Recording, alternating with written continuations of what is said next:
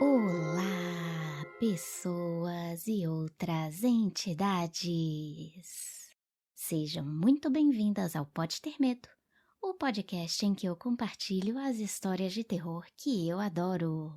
E essa é a terceira vez que eu estou gravando isso porque o meu microfone está de brinks com a minha cara. Antes de contar qual é a história de hoje, eu quero te fazer uma pergunta. Você se considera uma pessoa que luta pelo que você acredita? Que defende o que você tem, aquilo que você ama? Que se insurge contra as injustiças? Você se acha uma pessoa que não foge da raia, que encara a realidade? Não precisa me responder. Fica pensando aí. A nossa história de hoje é Casa Tomada, de 1946, escrita pelo nosso irmão argentino Julio Cortázar. E para quem disser que Casa Tomada não é terror e sim realismo fantástico, eu pergunto: o que é o terror, se não um realismo fantástico? Esse conto é um clássico da literatura latino-americana, já rendeu vários estudos e várias interpretações. Para quem tiver interesse, eu vou comentar rapidinho só algumas delas no final do episódio. Mas saibam que as possibilidades são muitas e que não tem uma resposta certa, porque o Cortázar já disse que escreveu essa história a partir de um pesadelo que ele teve, ou seja, ele botou no papel o que ele sonhou, sem necessariamente estar pensando numa mensagem ou num tema específico. Me falem como vocês entenderam o conto lá no nosso Insta, @podetermedo. Então, vamos à história. E lembre-se, não precisa ter medo, mas se quiser, pode.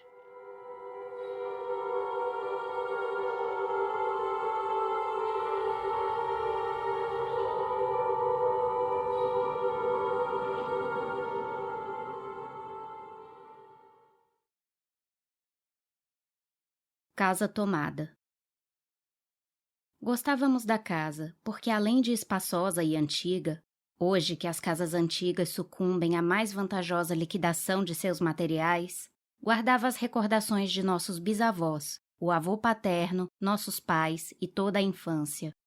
Habituamo-nos, Irene e eu, a permanecer nela sozinhos, o que era uma loucura, pois nessa casa podiam viver 8 pessoas sem se molestarem.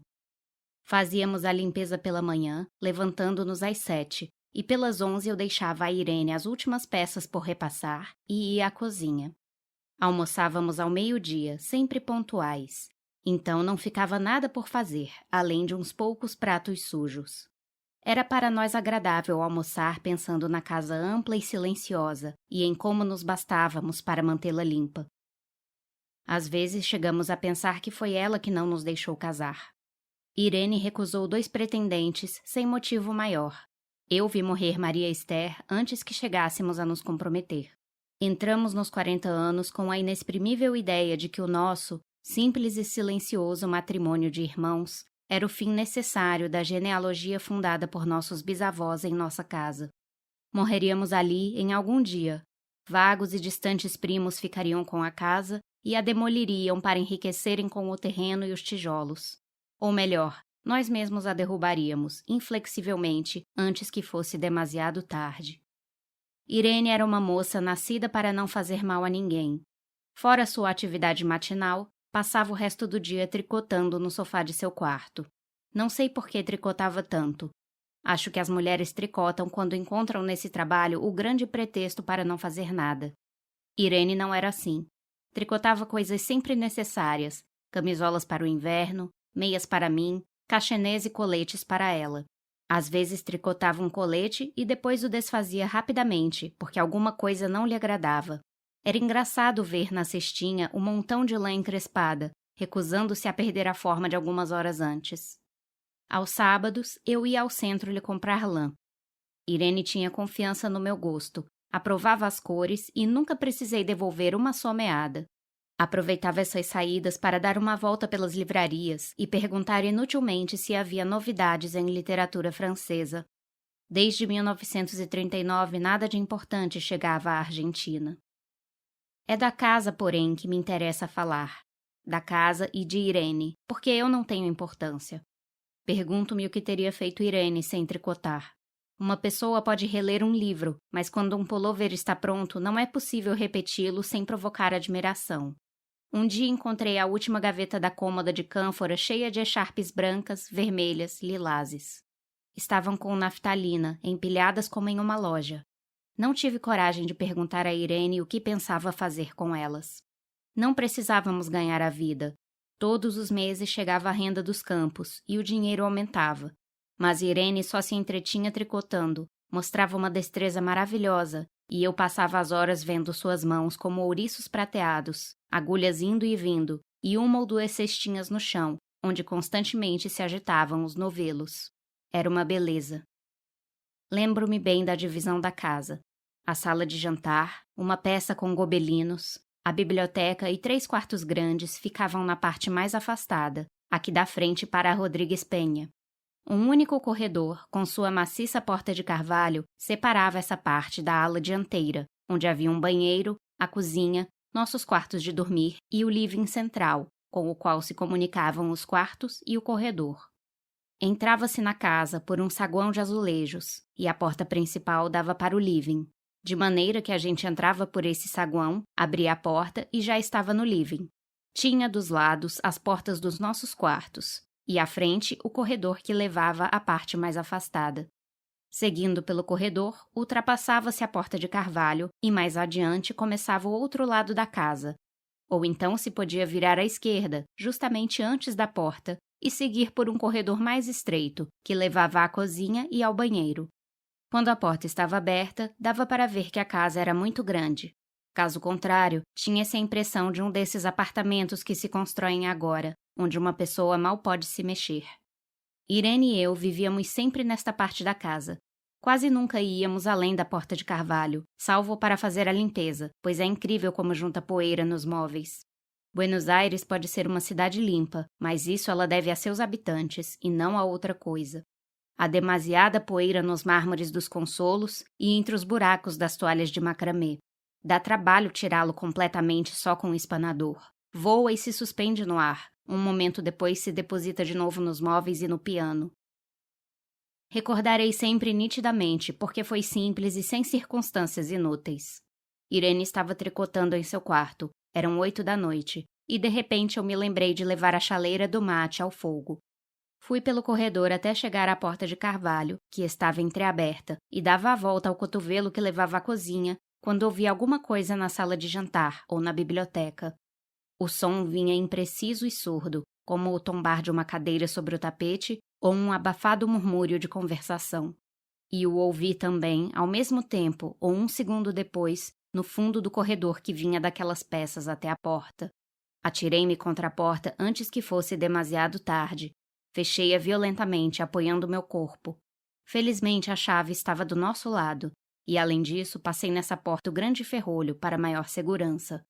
Fui então à cozinha, fervi a água da chaleira e quando voltei com a bandeja do mate, disse a Irene. Tive que fechar a porta do corredor. Tomaram a parte dos fundos. Deixou cair o tricô e me olhou com seus graves olhos cansados. Você tem certeza? Disse que sim. Então, disse, recolhendo as agulhas, teremos que viver neste lado. Eu cevava o mate com muito cuidado, mas ela demorou um instante para recomeçar o trabalho. Lembro-me de que tricotava um colete cinzento. Achava bonito esse colete. Os primeiros dias nos pareceram penosos, porque ambos tínhamos deixado muitas coisas que amávamos na parte tomada. Meus livros de leitura francesa, por exemplo, estavam todos na biblioteca. Irene sentia falta de umas toalhas, um par de chinelas que a abrigavam muito no inverno. Eu lamentava o meu cachimbo de zimbro e acho que Irene pensou em uma garrafa de esperidina de muitos anos. Com frequência, mas isto só aconteceu nos primeiros dias, fechávamos alguma gaveta das cômodas e nos olhávamos com tristeza. Não está aqui. E era mais uma das coisas de tudo que tínhamos perdido no outro lado da casa. Mas também tivemos vantagens. A limpeza ficou tão simplificada que mesmo nos levantando muito tarde, às 9h30, por exemplo, não eram 11 e já estávamos de braços cruzados. Irene se acostumou a ir comigo à cozinha e me ajudava a preparar o almoço. Pensamos bem e decidimos isto enquanto eu fazia o almoço. Irene prepararia pratos frios para a noite. Alegramo-nos porque sempre se torna incômodo ter que abandonar os quartos ao entardecer e se pôr a cozinhar. Agora nos bastavam a mesa no quarto de Irene e as travessas de comida fria. Irene estava contente porque lhe sobrava mais tempo para tricotar. Eu andava um pouco desorientado por causa dos livros, mas, para não afligir minha irmã, comecei a examinar a coleção de selos de papai, e isso me serviu para matar o tempo. Nós nos divertíamos muito, cada qual em suas coisas, que era mais confortável. Às vezes Irene dizia: "Olhe só este ponto que inventei, não se parece com um trevo?" Um instante depois, era eu que lhe punha diante dos olhos um quadradinho de papel, para que visse o valor de algum selo de Elpen e Malmed. Passávamos bem, e pouco a pouco começávamos a não pensar. Pode-se viver sem pensar. Quando Irene sonhava em voz alta, eu acordava imediatamente. Nunca pude me habituar a essa voz de estátua ou papagaio, voz que vem dos sonhos e não da garganta. Irene dizia que meus sonhos eram grandes sacudidelas que às vezes faziam cair o cobertor. Nossos quartos tinham um living separando-os, mas de noite se escutava qualquer coisa na casa. Nós nos ouvíamos respirar, tossir, pressentíamos o gesto que conduz ao interruptor do abajur, as mútuas e frequentes insônias. Fora disso, tudo estava silencioso na casa. De dia eram os rumores domésticos, o roçar metálico das agulhas de tricô, um crepitar de folhas viradas de álbum filatélico. A porta de carvalho, creio tê-lo dito, era maciça. Na cozinha e no banheiro, próximos à parte tomada, ficávamos falando em voz mais alta, ou Irene cantava canções de ninar. Em uma cozinha há demasiado ruído de louça e vidros para que os outros sons a invadam. Muito poucas vezes permitíamos ali o silêncio, mas quando voltávamos aos quartos e ao living, então a casa ficava silenciosa, e à meia luz até pisávamos mais vagarosamente para não nos incomodar. Acho que era por isso que de noite, quando Irene começava a sonhar em voz alta, eu a acordava imediatamente. É quase repetir a mesma coisa, exceto nas consequências. De noite sinto sede, e antes de nos deitar, disse a Irene que ia à cozinha buscar um copo com água. Da porta do quarto, ela tricotava. Houve ruído na cozinha, talvez no banheiro, porque o cotovelo do corredor diminuía o som. Minha maneira brusca de parar chamou a atenção de Irene, que veio para o meu lado sem dizer palavra. Ficamos ouvindo os ruídos, notando claramente que eram deste lado da porta de carvalho, na cozinha e no banheiro, ou mesmo no corredor, onde começava o cotovelo quase ao nosso lado. Nem sequer nos olhamos. Apertei o braço de Irene e a fiz correr comigo até a porta, sem olhar para trás. Os ruídos ficavam mais fortes, mas sempre abafados às nossas costas. Fechei de um golpe a porta e ficamos no saguão. Não se ouvia nada agora. "Tomaram esta parte", disse Irene. O tricô descia de suas mãos e os fios iam até a porta e se perdiam por debaixo dela. Quando viu que os novelos tinham ficado do outro lado, ela largou o tricô sem ao menos olhá-lo. "Você teve tempo de trazer alguma coisa?" Perguntei-lhe inutilmente. "Não, nada." Estávamos com o que tínhamos no corpo. Lembrei-me dos 15.000 pesos no guarda-roupa do meu quarto. Agora era tarde. Como me sobrava o relógio de pulso, vi que eram 11 horas da noite. Cingi com o meu braço a cintura de Irene, acho que ela estava chorando, e saímos assim à rua. Antes de nos afastarmos, senti tristeza. Fechei bem a porta de entrada e joguei a chave no bueiro. Não fosse algum pobre diabo resolver roubar e entrasse na casa, a essa hora e com a casa tomada.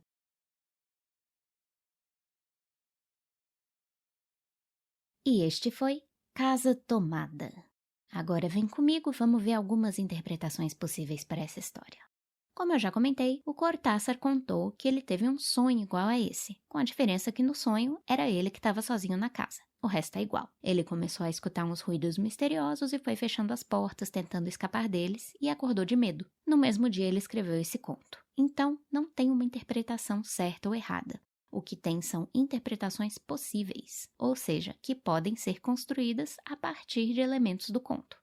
Uma dessas interpretações possíveis é a interpretação Freud explica.